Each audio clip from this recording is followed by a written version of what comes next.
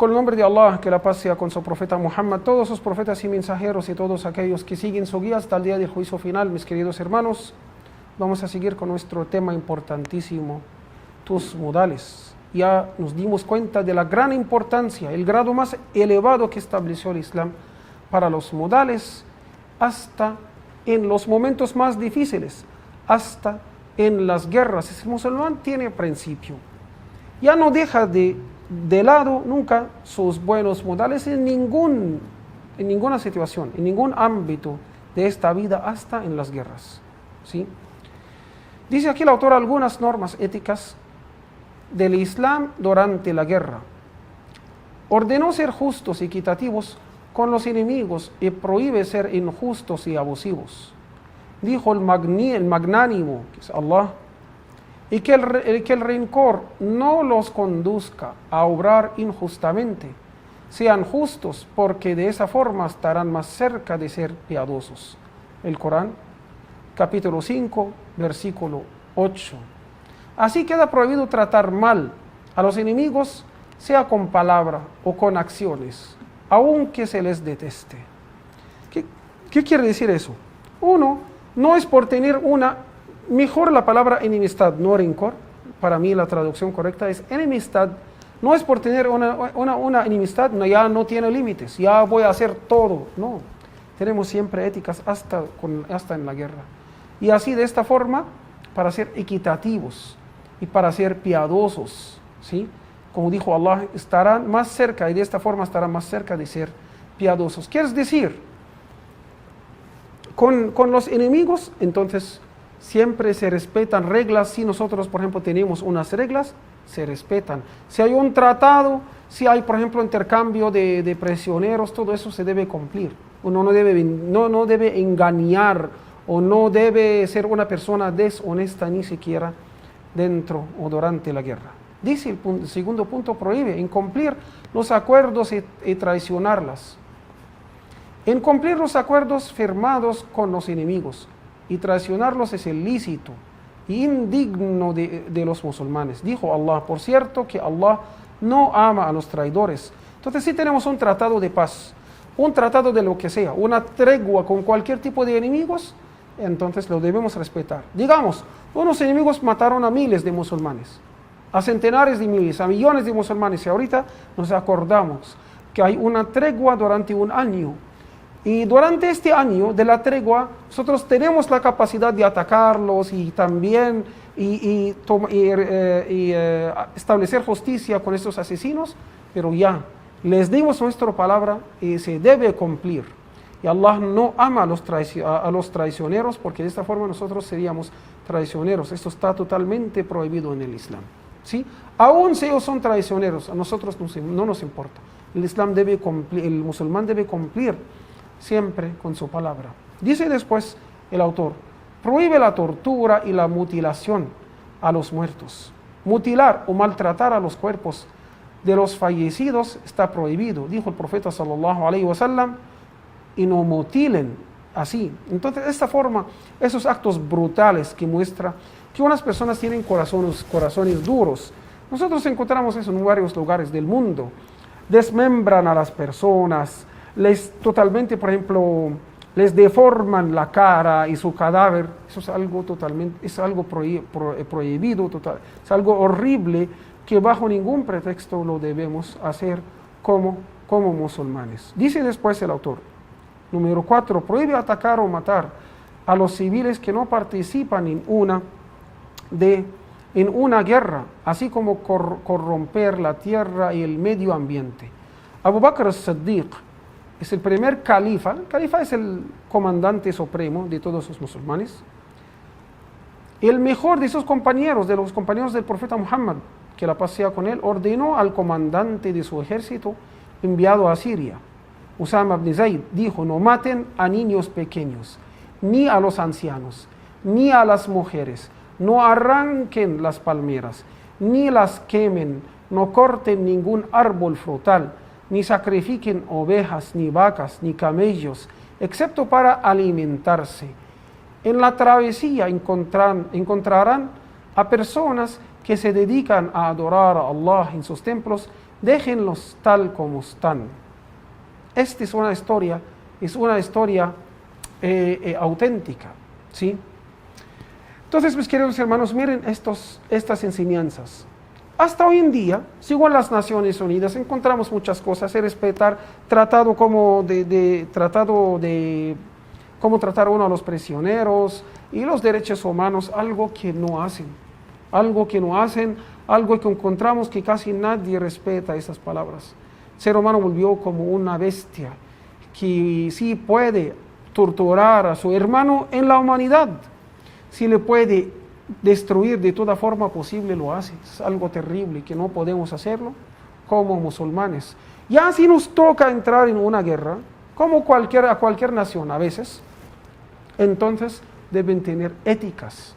No deben matar a animales, ni a niños pequeños, ni a mujeres, ni a ancianos. En el camino, dijo así Abu Bakr, que Allah esté complacido con él, encontrarán a unas personas adorando a Allah en sus lugares, en sus templos. Déjenlos en paz, no les molesten, aunque no sean musulmanes. Pero esta gente ya no nos hicieron nada malo. Uno debe defenderse contra los agresores, contra los asesinos que vienen para matarnos a nosotros. Aparte de eso, no debemos agredir a ningún tipo de persona que no nos hace mal, ni a niños pequeños, hasta con el medio ambiente. Entrar para cortar un árbol o quemarlo es algo prohibido en el Islam. Comparemos eso con las guerras que toman lugar hoy en día, que queman totalmente los países y no dejan nada allá, ningún rasgo de vida o civilización. Es algo terrible de verdad. Espero que Allah establezca la paz en esta tierra y que nos ayude para apegarnos a nuestros modales islámicos, que es un orgullo para cada musulmán. La imagen que quieren sacar de los musulmanes, que son brutales, estos son los musulmanes, lo que nosotros podemos leer en este libro, lo que dice Allah subhanahu wa ta'ala en el Corán, lo que dice el profeta sallallahu alayhi wa sallam, lo que dicen sus alumnos. Esa es la persona más sabia, Abu Bakr, y más allegada al profeta sallallahu alayhi wa sallam. Escuchen sus enseñanzas antes de mandar a Osama ibn Zayd para Siria o para el Sham. Esos son los del Islam. Alhamdulillah, debemos mantener nuestras cabezas por arriba.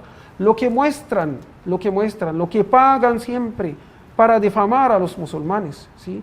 Hay una empresa que salió, el director, dijo que el Pentágono nos pagó más de 500 y pico millones de dólares para hacer falsos videos sobre los musulmanes, que son terroristas, que están matando, que están degollando, esas cosas que en verdad no conocemos. Sí, ese tema es muy largo. Inshallah, espero que Allah nos dé la oportunidad del tiempo para hablarlo detalladamente, porque derrumbar y acabar con este concepto erróneo, con esta mentira, con esta calumnia que los musulmanes son terroristas, es algo clarísimo. Hay muchísimas evidencias. Espero que Allah subhanahu wa ta'ala nos dé oportunidad en el futuro para tocar este tema. Después dice el autor aquí, ejemplos de buenos modales en la vida del profeta Muhammad sallallahu alayhi wa sallam. Allah nos ordenó tomar al profeta, que la paz sea con él, como un ejemplo. Y queremos saber cómo era el profeta sallallahu alayhi wa sallam, cómo era su comportamiento, cómo trataba a la familia, a los niños, a la mujer, a los pobres, cómo era su humildad, su generosidad.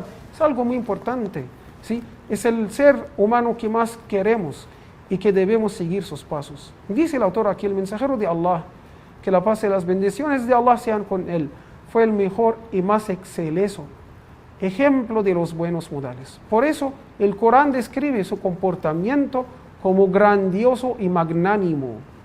Su esposa Aisha, que Allah esté complacido con ella, lo describió acertadamente cuando dijo su comportamiento era el Corán.